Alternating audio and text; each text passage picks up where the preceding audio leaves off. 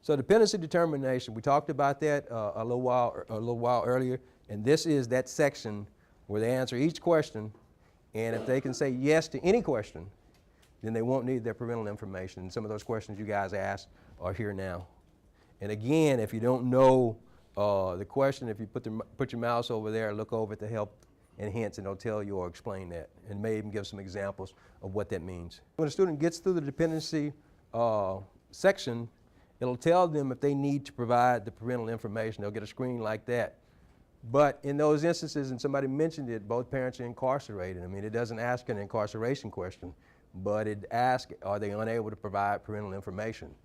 And so if they're unable to provide, if they can provide parental information, they go to the next screen. If they're not able to provide the parental information, the FAFSA can be submitted without parental information, but it won't be processed. And so if the FAFSA says a student needs to provide parental information and they do not, it can still be sent to the school, but the student should follow up with the college and ask the college what they need to submit.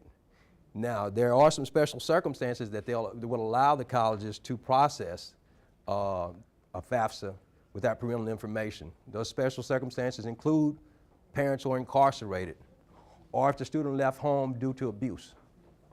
Now, if the student is homeless, they'll be able to answer that question in the dependency section and they won't have to submit it.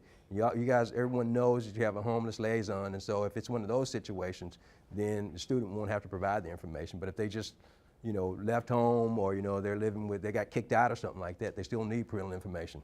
So special circumstances, they don't include if parents just don't want to provide the information, or they don't want to contribute towards the student's education, or just if they just don't live with them. Or the big one is they don't claim the student on their taxes.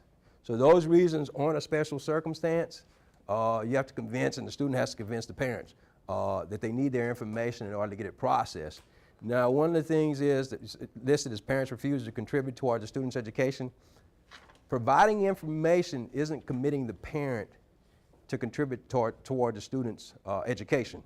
They need the information. It's not like the parents provide the information and now they're locked in. They have to take a loan or they have to provide support. They do not have to. I mean, obviously it's good if they can help, but the student will simply need their parents' information.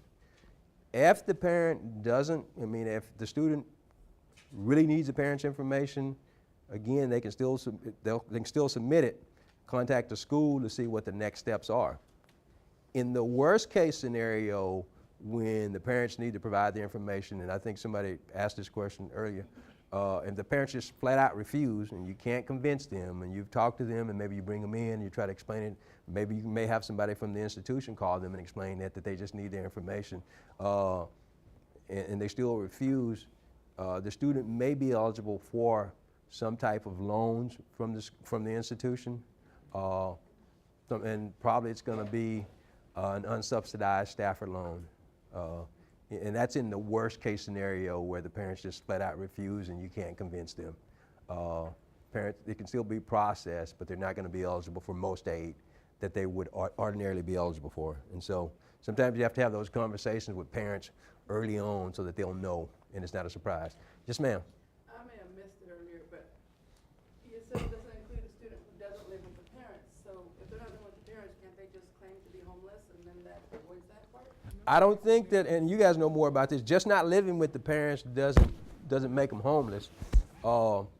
Speak to your homeless liaison. Now, if they left because of abuse, or if they left because of drugs in the home, or they left because it was an unsafe environment, then it's possible that they may be declared homeless or at risk of being homeless, and that's based on the McKinney-Vento bill. And so speak with your homeless liaison, and that's something that you can do hopefully sooner than later to see if you can get that student classified as homeless or at risk of being homeless. Because if you can do that, then as far as the FAFSA and not needing the parents' information, you're in a good place. In this particular instance, it wasn't a thing that they were able to check on the dependency status.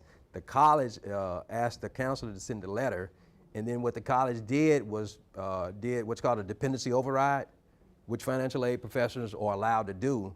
And it says based on the information, basically it's based on the information that we know and believe to be true, we're going to declare this student independent, which is that's one of the simpler, more easier ways to do it. Yes, ma'am. I have a question. What about the case that unaccompanied youth where some parents may be deceased and a relative moves in one particular situation, not a senior, and that's But our parents are deceased? both? Okay, so yeah, that's a question. The FAFSA asked that question at the parents are deceased. So she's independent. And the brother's helping take care of her, and that's great. But for FAFSA purposes, she is independent. And she's not going to use, if she's working, she uses her information, but she's not using her brother's information.